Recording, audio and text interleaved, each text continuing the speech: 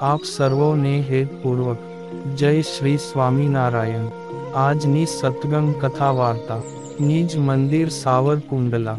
આજની સત્સંગ કથા વાર્તામાં આપણે પવિત્ર ચાતુર્માસ અંતર્ગત શ્રીમદ સત્સંગી જીવનની કથા સાંભળશું। પ્રકરણ 3 અધ્યાય 21। સુવ્રત મુનિ કહે છે કે, હે પ્રતાપસિંહ રાજન, ભગવાન શ્રી હરિએ શરણાગત ક્ષત્રિય ભક્તોને જમાડવા માટે ઉત્તમ રાજાને આદેશ કર્યો। તેથી તેમણે તત્કાળ તે ભક્તોને આમંત્રણ આપ્યું। ત્યારે હાથ પગ અને મુખ ધોઈ તૈયાર થયેલા સર્વે ક્ષત્રિય ભક્તોને ભગવાન શ્રી હરિએ યથાયોગ્ય પંક્તિમાં બેસાડ્યા અને તેમને પીરસવા માટે સંતોને તથા બ્રાહ્મણોને આજ્ઞા આપી। હે રાજન, તે સમયે પીરસનારા સંતો ક્ષત્રિય ભક્તોને ભક્ષ્ય ભોજ્યાદિક 4 પ્રકારના અન્ન તત્કાળ પીરસવા લાગ્યા। ભોજન પીરસાયા બાદ તે ભક્તો પણ સંતોની જેમ જ જમવા લાગ્યા। ભગવાન શ્રી હરિ પણ ભોજન કરી રહેલા ક્ષત્રિય ભક્તોને હાસ્ય કરાવીને સ્વયં હાસ્ય કરતા અને પ્રીતિપૂર્વક પકવાનનો તથા શાકાદિક વારંવાર પીરસાવતા હતા। આવી રીતે સર્વે ભક્તજનો તૃપ્ત થઈ ગયા હોવા છતાં પણ સ્વયં ભગવાન શ્રી હરિના હાથની પ્રસાદી જમવાની ઈચ્છા હતી। ત્યારે તેમને આવી ઈચ્છા જાણીને સ્વયં શ્રી હરિ તેઓને પીરસવા માટે ઊભા થયા। તે સમયને વિશે ભગવાન શ્રી હરિ રત્નખચિત ઊંચા સિંહાસન ઉપર વિરાજમાન થયા હતા। વિશાળ કટી પ્રદેશ પર પીતાંબર ધારણ કર્યું હતું, તેમજ તેમની ઉપર એક રેશમી ઉત્તરીય વસ્ત્રને બાંધ્યું હતું। અનેક પુષ્પોના તોરાઓ શિર પર પાઘમાં ધારણ કર્યા હતા। ગુલાબ તથા માલતી અને મોગરાના પુષ્પોના હારની પંક્તિથી શોભતા હતા। તે સમયે સર્વ ભક્તજનો પોતાનો મનોરથ પૂર્ણ કરવા માટે ઊભા થયેલા ભગવાન શ્રી હરિને નિરખવા લાગ્યા। આથી શ્રી હરિ દર્શન કરતા ભક્ત જનોના નેત્રરૂપી કમળના રચેલા તોરણોની શોભાએ સંપન્ન જણાતા હતા। તે સમયે અતિશય આનંદને કારણે બધા ભક્તો મુખમાં અડધો કોળિયો પડ્યો હોવા છતાં પણ ઊંચા સ્વરે તથા અસ્પષ્ટ રીતે શ્રી હરિનો જય ઘોષ કરવા લાગ્યા। તે સાંભળીને શ્રી હરિ મંદ મંદ હાસ્ય કરવા લાગ્યા। આવી શોભાએ સંપન્ન ભગવાન શ્રી હરિ સિંહાસન પરથી ઊભા થઈ પીરસવા માટે ઊભા થયા। હે રાજન, તે સમયે ભગવાન શ્રી હરિએ પીરસનારા સંતોને બોલાવ્યા। ત્યારે હાથમાં પકવાનનો ભરેલા વિશાળ તામ્રપાત્રો લઈને સંતો તત્કાળ શ્રી હરિની સમીપમાં આવ્યા। તે સંતો પાછા પગે ચાલવામાં ચતુર હતા તથા તેમના નેત્રો ભગવાન શ્રી હરિ ઉપર જ સ્થિર હતા। પકવાનના પાત્રોને ઉપાડીને પાછા પગે ચાલતા ચાલતા તે બંને સંતો ઉતાવળી ગતિએ પાછા પગલાં મૂકતા હતા અને શ્રી હરિ તે પાત્રમાંથી પોતાના બંને હાથ વડે 6-7 જલેબીના ગૂંચળા લઈ પંક્તિમાં બંને બાજુએ બેઠેલા ભક્તજનોના પાત્રમાં જલ્દીથી પીરસતા હતા। કેટલાક ભક્તજનો પાત્રમાં પકવાનનો પડેલા હોવા છતાં પણ પોતાના બંને હાથ ઊંચા કરીને પ્રીતિપૂર્વક ભગવાન શ્રી હરિને પીરસવાની પ્રાર્થના કરતા હતા। ત્યારે તેમના હાથ સરોવરમાં ખીલેલા કમળના ડોડાની જેવી શોભાને ધારણ કરતા હતા। મને આપો, મને આપો, આ રીતે કહેતા ભક્તજનોને મંદ મંદ મુખહાસ કરતા ભગવાન શ્રી હરિ પંક્તિમાં ફરી ફરીને સર્વેને ખૂબ જ પીરસી રહ્યા હતા। હે રાજન, આ રીતે ભગવાન શ્રી હરિએ સર્વે પંક્તિઓમાં એક વખત જલેબી પીરસી ને પછી ખાજા, બરફી વગેરે પદાર્થો વારંવાર પીરસવા લાગ્યા. આવી રીતે પોતાની પીરસવાની ચતુરાઈથી પીરસતા શ્રી હરિ વારંવાર સર્વે પંક્તિમાં પીરસવા પધારતા હોવાથી સર્વે ભક્તજનોને બહુરૂપે દર્શન થતા હોય એમ લાગતું હતું. હે સોમવર્મા, આ પેંડો ગ્રહણ કરો. હે અલૈયા, આ જલેબી સ્વીકારો. જીવવર્મા, આ પોચા ખાજા આરોગો. હે વીરવર્મા, આ ગોળ મજાના મોતિયા લાડુ ગ્રહણ કરો. હે રતનજી, આ બરફી સ્વીકારો. આ પ્રમાણે શ્રી હરિ કહેતા જાય ને વારંવાર સર્વેને આગ્રહ કરી પીરસતા હતા. તે સમયે શ્રી હરિની પ્રસાદીનું મહાત્મ્ય જાણીને ભોજન કરતા સર્વે ભક્તોએ પણ આજ ઘણું જમ્યા છતાં પણ ઉદરપૂર્તિ કેમ નથી થતી? આ પ્રમાણે વિસ્મય પામતા પામતા ગળા સુધી ભોજન કર્યું. હે રાજન, સુરા ખાચર તૃપ્ત થયા હોવાથી ભગવાન શ્રી હરિએ પીરસેલી જલેબી હાંફ ચડવાને કારણે ફૂંફાડા મારતા મારતા માંડ જમી રહ્યા હતા. તેવામાં શ્રી હરિએ બીજી જલેબી પીરસી દીધી. ત્યારે સુરા ખાચર કહે કે, હે ભગવાન, હવે તો આ ફાંદ ફાટી જશે. ત્યારે સુરા ખાચરને ભગવાન કહે કે, હે સુરા ભગત, પેટ ફાટી જાય તેની ચિંતા ન કરશો, કારણ કે ભગવાનની પ્રસાદીનું અન્ન જમતી વખતે તમારે આ પેટ મારું નથી એમ સમજવું. ત્યાર પછી નીચું માથું નમાવીને બે હાથથી નિષેધ કરતા નાજા ભક્તને જોઈને શ્રી હરિએ પોતાના હાથમાં રહેલી જલેબી પડખેથી નાજા ભક્તના પાત્રમાં મૂકી દીધી.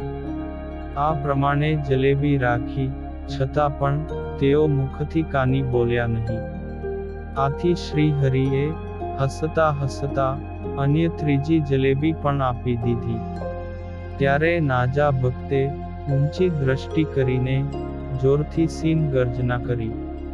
ત્યારબાદ દૂરથી જ શ્રી હરિને જોઈને મસ્તક ભુનાવતા સોમલા ખાચર પાસે ભગવાન શ્રી હરિ પહોંચ્યા ને કહેવા લાગ્યા કે, હે સોમલા ખાચર, વયોવૃદ્ધ એવા તમે જો પકવાન ગ્રહણ નહીં કરો તો આ તમારી પાસે બેઠેલા યુવાન ઉત્તમ રાજા પણ પકવાન લેતા શરમાશે. આ પ્રમાણે કહીને ના પાડતા હોવા છતાં તેના પાત્રમાં શ્રી હરિએ સાટા મૂકી દીધા. ત્યારબાદ દૂરથી જ પોતાને નિહાળીને ખોટી સિંહ ગર્જના કરતા વયોવૃદ્ધ અને દાંત વગરના માતરા ધાધલને જોઈને આ ખોટી સિંહ ગર્જના કરે છે એમ કહીને ભગવાન શ્રી હરિ તેની સમીપે આવીને ઘી મિશ્રિત દૂધ પાકથી વિશાળ ભોજન પાત્ર છલકાવી દીધું. ત્યારે માતરા ધાધલે ઊંચા સ્વરે સાચી સિંહ ગર્જના કરી. ત્યાર પછી ભગવાન શ્રી હરિ હસતા હસતા બંને હાથમાં બે લાડુ લઈને બીજી પંક્તિમાં પીરસવા ગયા. ત્યાં જમ્યા પછી ખાલી પાત્ર ઉપર બેઠેલા હમીરજીના પાત્રમાં 4 લાડુ પીરસી દીધા ને બીજા 4 લાડુ ગ્રહણ કર્યા. ત્યારે મનમાં લેવાની ઈચ્છા હોવા છતાં શરમથી માત્ર હાથથી નિષેધ કરતા હમીરજીને જોઈને શ્રી હરિએ બીજા 4 લાડુ તેમના પાત્રમાં પીરસી દીધા. ત્યારે તેમણે સિંહ ગર્જના કરી.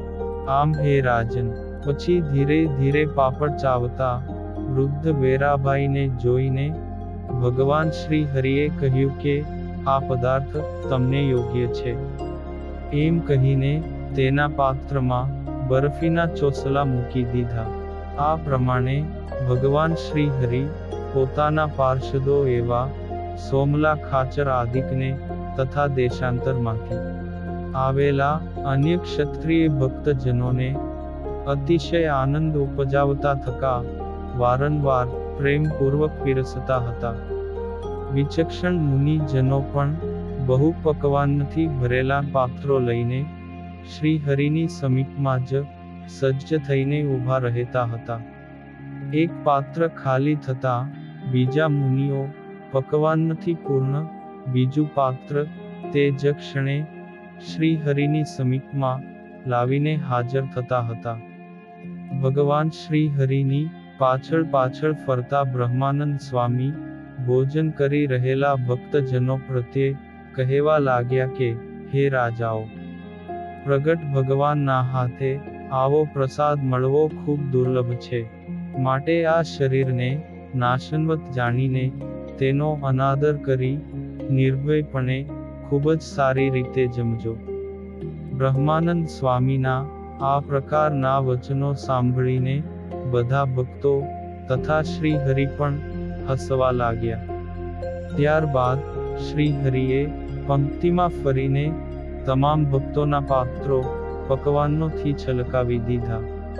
આ પ્રમાણે શ્રીહરિ સર્વે ભક્તોને આનંદ કરાવતા થકા તેઓની ઈચ્છાનુસાર પીરસીને પોતાના હાથની શુદ્ધિ કરીને વેદિકા ઉપર સ્થાપન કરેલા ઊંચા સિંહાસન ઉપર આવીને વિરાજમાન થયા. તે સમયે પીરસવાના પરિશ્રમને કારણે શ્રીહરિનું લલાટ પરસેવાના બિંદુઓ થકી એવું શોભતું હતું કે જાણે પૂજન કરનારા ભક્તજનોએ મોતીઓની માળાઓથી શણગાર્યું હોય.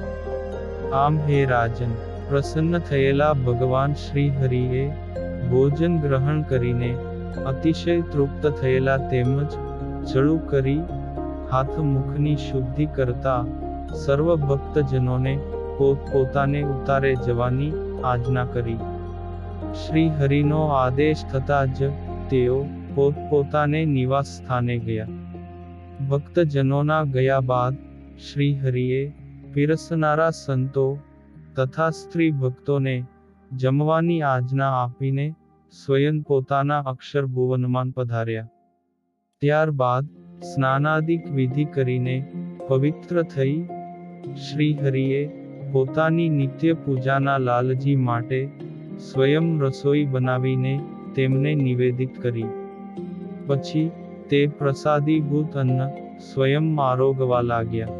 તે દરમિયાન પીરસનારા સંતો યથેષ્ટ ભોજન સ્વીકારીને પોતપોતાની ધર્મશાળામાં ગયા. ને ત્યારબાદ લલિતાબાએ સર્વે સ્ત્રી ભક્તોને યથેષ્ટ ભોજન કરાવ્યું. ત્યારબાદ લલિતાબા બાકી રહેલું અન્ન ભગવદ ભક્ત એવા વાણંદ, કુંભાર, ભિક્ષુક તેમજ દેશ દેશાંતરથી આવેલા અન્ય મનુષ્યોને અર્પણ કરવા લાગ્યા. હે રાજન, તે સમયે ઉત્તમ રાજાના દરબારમાં લ્યો લ્યો અને આપો આપો આ શબ્દ ધ્વનિ અવિરતપણે ચાલુ હતો. આવી રીતે લલિતાબા શ્રીહરિનું પ્રસાદીભૂત અન્ન સાયંકાળ પર્યંત આવનારા સર્વજનોને વિતરણ કરતા રહ્યા. છતાં પણ અન્ન ખૂટ્યું નહીં.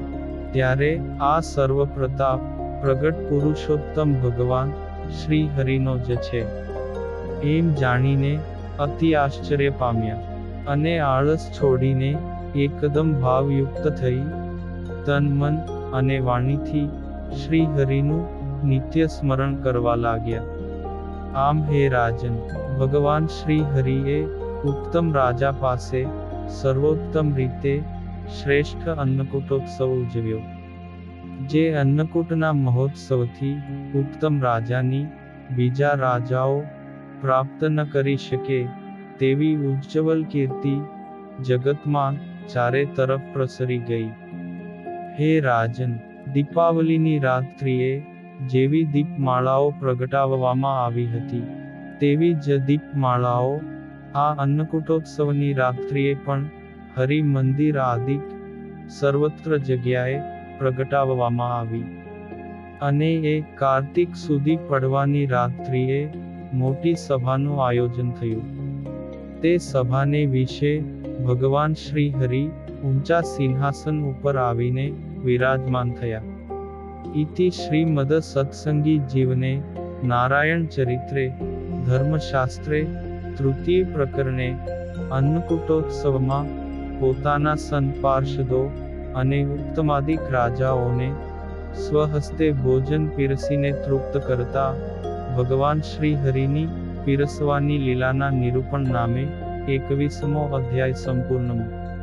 અને હવે પછીની કથા વાર્તા આપણે આગળના ભાગમાં સાંભળશું. અત્યારે આપ સર્વોને ભાવથી જય શ્રી સ્વામિનારાયણ.